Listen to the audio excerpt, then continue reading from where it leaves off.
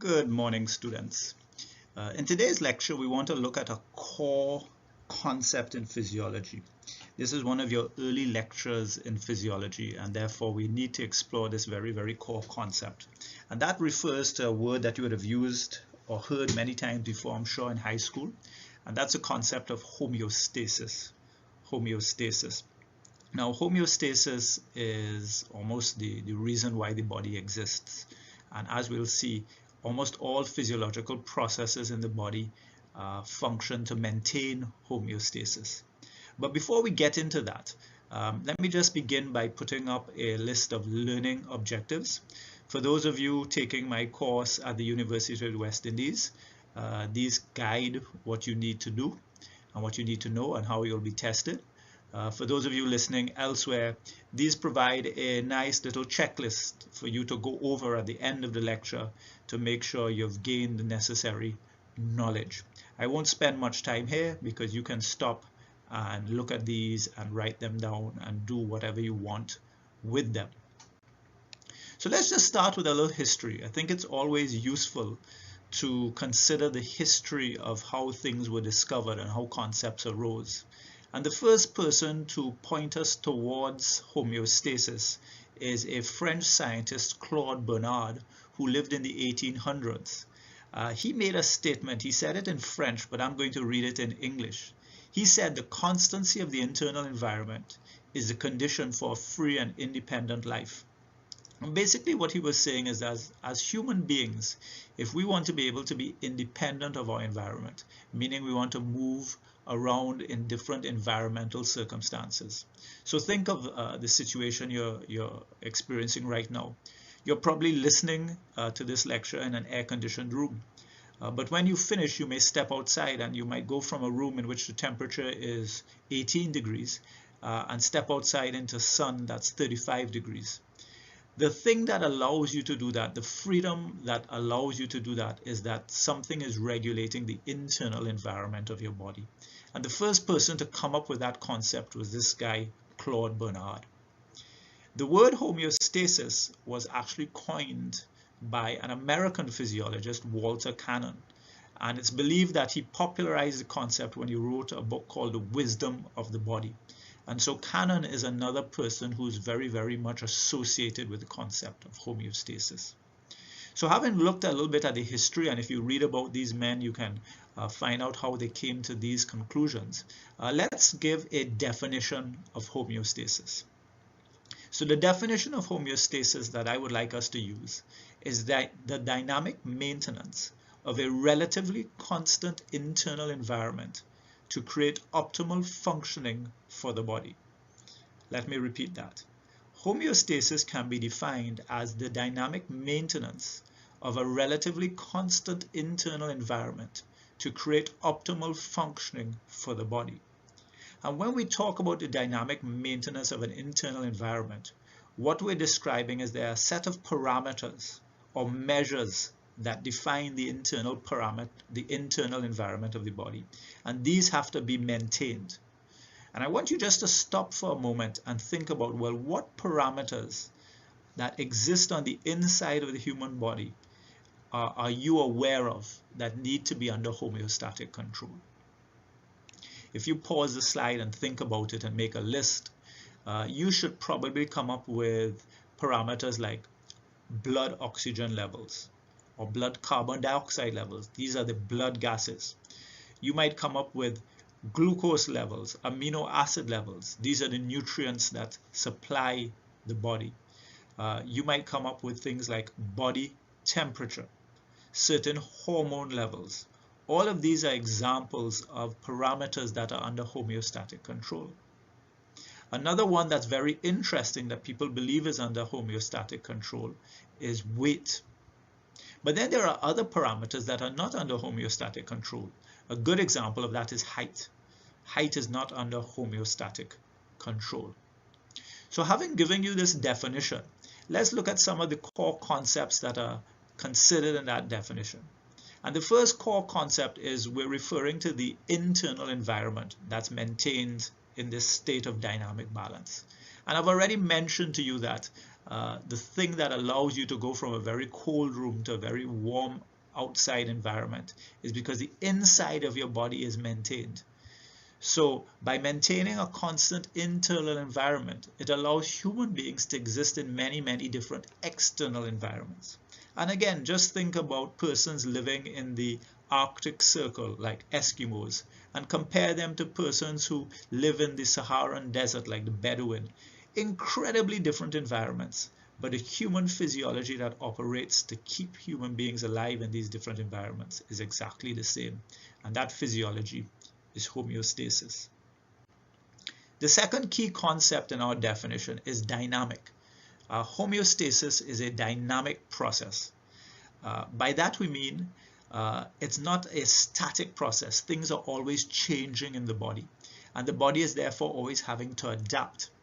You see a little diagram there on your slide, and that diagram is a graph of how blood glucose concentration is changing with time. And what you'll notice is as you go throughout the day, your blood glucose concentration varies. But in order to keep that dynamic maintenance around a certain level, which we call the set point, the body releases certain hormones.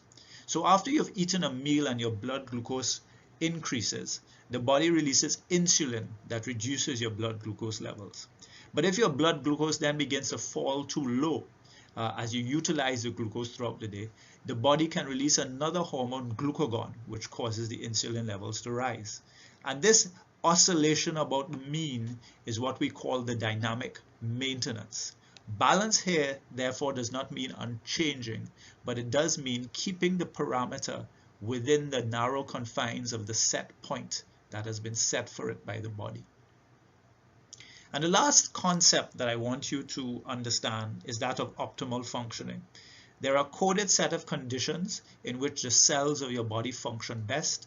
These have been coded by genetic programming, and these help create the set point for your body for all of these parameters. So there's a set point for blood glucose, there's a set point for blood oxygen, there's a set point for body temperature, which is the one we probably know best.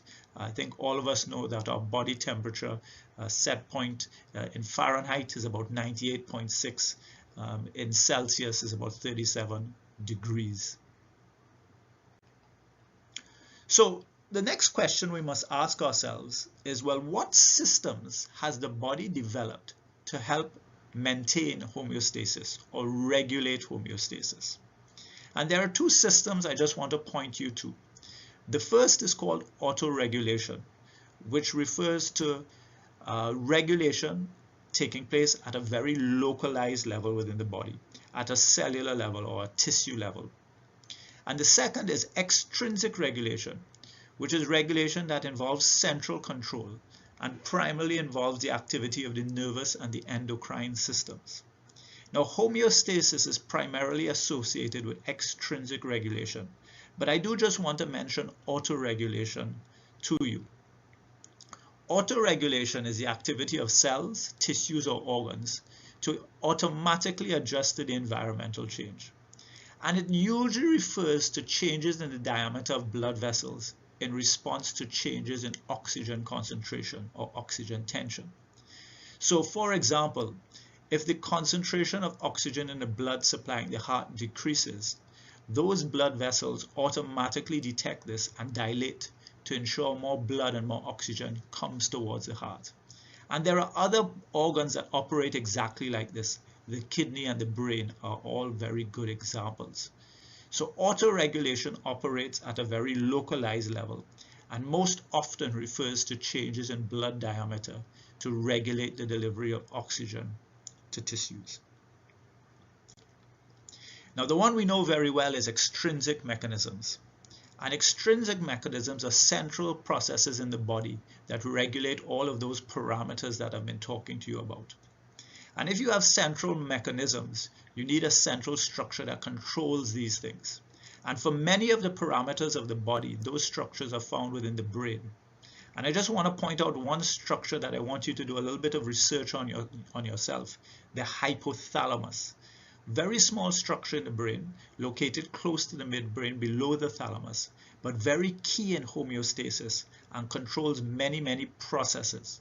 So please just do a little bit of reading on the hypothalamus and begin to familiarize yourself with the hypothalamus. You will study the hypothalamus in a lot more detail later, but it's important as you begin to consider homeostasis and you begin your journey in medicine or the allied health sciences that you have an understanding of the hypothalamus and what it does. So the mechanisms that are used in homeostasis are feedback mechanisms. And we talk about two forms of feedback, negative feedback and positive feedback. Now, negative feedback is feedback that runs counter to the environmental change. And I have a little cartoon here to demonstrate that. You see a guy speeding down the road. He's going at 80 miles per hour. And he suddenly realizes, hold on, wait a minute. I'm in a 50 mile per hour zone. And he immediately slows down by applying pressure on the brakes.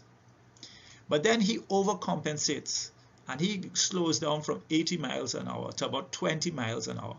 And he begins to cause traffic to pile up behind him. And that creates a lot of irritation for fellow drivers who begin to blow their horns and honk at him. And so he speeds up again. Negative feedback works very much like this. It's feedback that moves the parameter in the opposite direction to the environmental change. And so we want to consider, well, how does the body do this? How does the body set up these negative feedback systems? And to do that, it creates a negative feedback loop. Now, I want you to do a little exercise right now. I want you to pause this video. I want you to think about an air conditioning unit because they are pretty ubiquitous, meaning they're found in many places across the world. So you should be familiar with an air conditioning unit.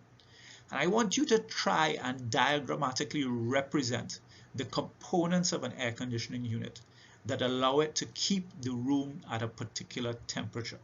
Whatever temperature you want. Whether you set your air conditioning unit to 25 degrees Celsius or 18 degrees Celsius, how does this air conditioning unit work to produce that temperature? I'm not too interested in how the air conditioning unit cools the air. What I'm interested in you describing how the air conditioning unit maintains that temperature. So you can pause the video, you can do that, and you can come up with your diagram. Now, hopefully, you have come up with a diagram, something like this. This is a negative feedback loop. And for the negative feedback loop, the first thing you need is to establish the set point. For an air-conditioned unit, that's the temperature that you want the room to be at. And you use your remote control device to set your temperature to, say, 20 degrees. Once you have set your temperature to 20 degrees, you need sensors in your environment that are measuring temperature. And the air-conditioned unit has that. It has sensors. It has a thermostat that's measuring the temperature of the room.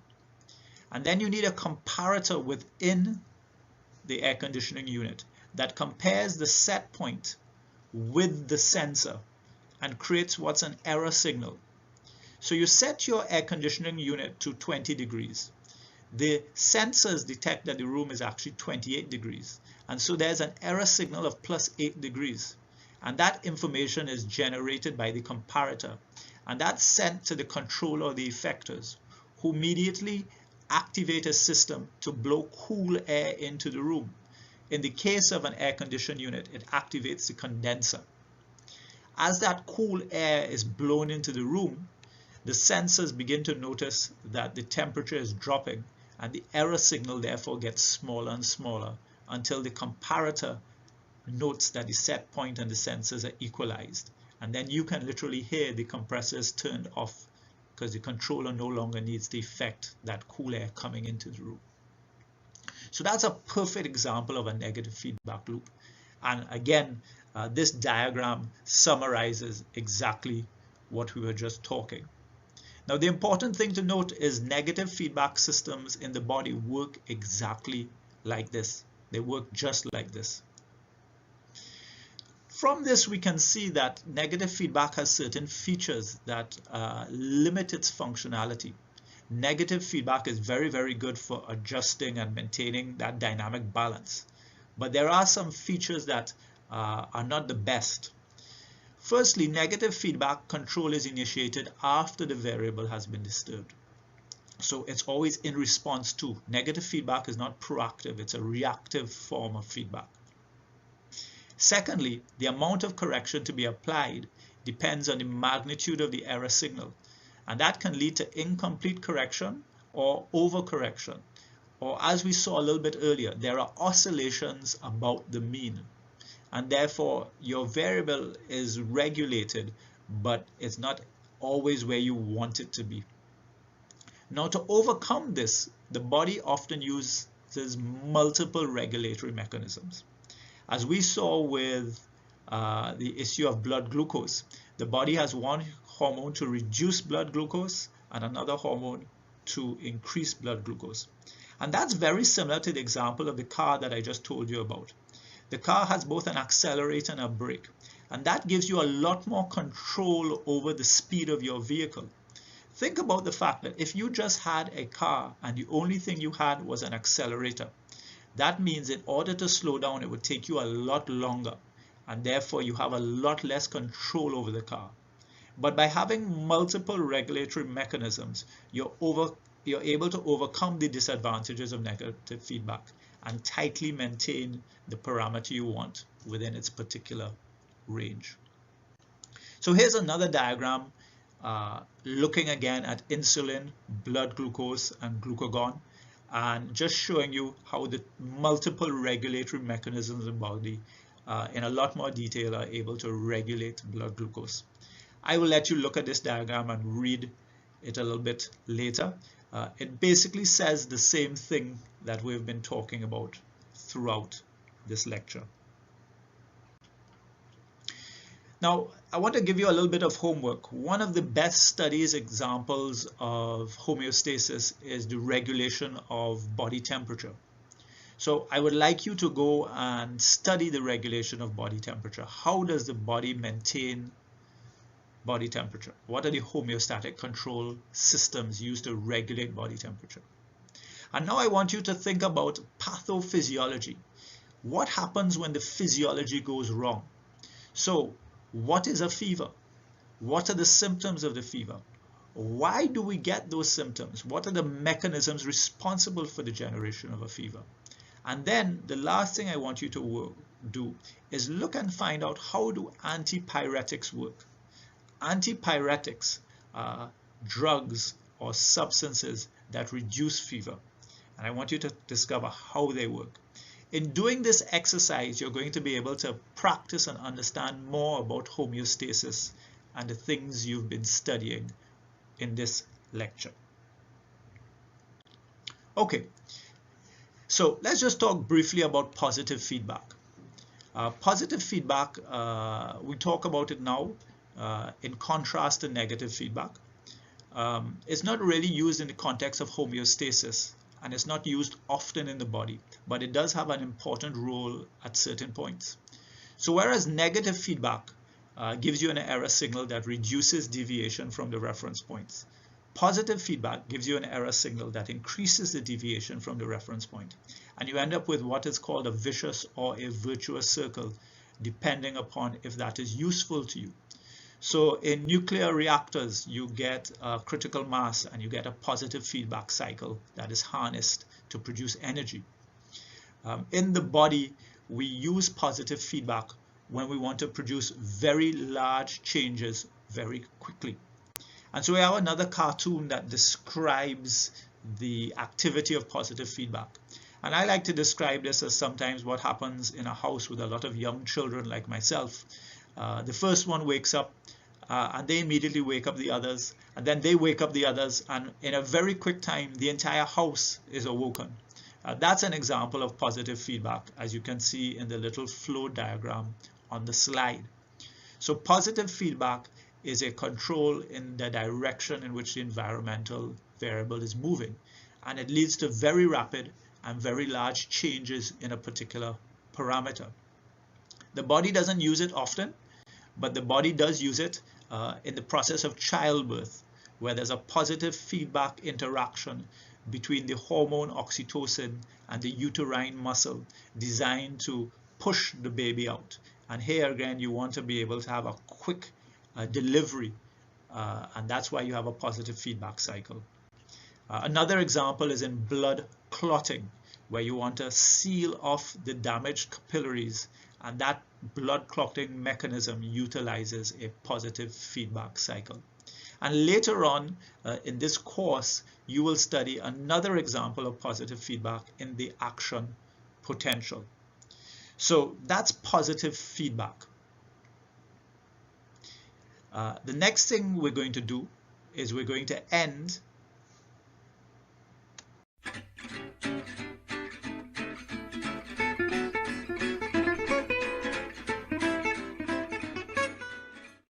Today we are going to talk about a topic that is near and dear to our hearts, the cell membrane. But in order to be able to talk about this magnificent, powerful structure, we have to talk about a vocabulary word that is extremely important in order for this to work correctly. So we're going to talk about the word homeostasis first. The word homeostasis, it actually comes from a Greek root homeo, which means constant, and stasis, which means stable. So basically this word means stable, remaining the same. It's very, very important for cells to stay in a state of homeostasis, where they're staying stable. And not just cells, I mean, your entire human body has to stay in homeostasis. Let me give you a good example. Say you are outside and it is 20 degrees Fahrenheit. That's really, really cold. And you are freezing and you're in shorts, which was not a wise wardrobe choice. So what ends up happening is you start to shiver. Now, when you shiver, you don't really think you're doing much except this annoying shaking. But actually, whenever you shiver, your muscles are actually producing energy. They're producing heat for your body. And it actually does raise your body temperature slightly. It helps you regulate your body temperature, but you still often feel cold. Your body definitely would prefer you to move indoors where it is warm. Homeostasis is a way that your body, by using the shivering, can generate heat to try to maintain a stable body temperature of 98.6 degrees Fahrenheit. And of course, when you get really hot, what do? You sweat. You sweat, and all of the buckets of sweat that you produce helps you cool off. This is a way that your body remains in homeostasis all the time. It's trying to keep a constant temperature. Well, remember how I told you we're going to talk about something near and dear to our hearts? We're going to talk about the cell membrane. The cell membrane is so important for us in order to survive. Every single living cell, all cells, this is one of the very few times in biology where I'm actually going to say all living cells have a cell membrane. They don't always have a cell wall. That's a different thing. But they all have a cell membrane. Because you see, the cell membrane is the gatekeeper of everything. It controls what goes in and what goes out. And that might not seem like a big deal. But if you can't control your food coming in and your waste going out, you're going to have some problems. So the cell membrane controls this. And that's essential for keeping homeostasis. In fact, bacteria can be a good thing. There's a lot of ways bacteria are beneficial, but they can also be a very bad thing. Well, antibiotics kill bacteria, and one type of way that some antibiotics work is by piercing little holes in the cell membranes of the bacteria. And so what happens when you pierce little holes in the cell membranes of bacteria? Well, they can no longer keep homeostasis, and they will die. So homeostasis, extremely important word, cell membrane. Again, all living cells have it. It controls what goes in and out of the cell, and by doing so, it maintains stability. This is the Amoeba Sisters, and again, we're encouraging you to stay curious.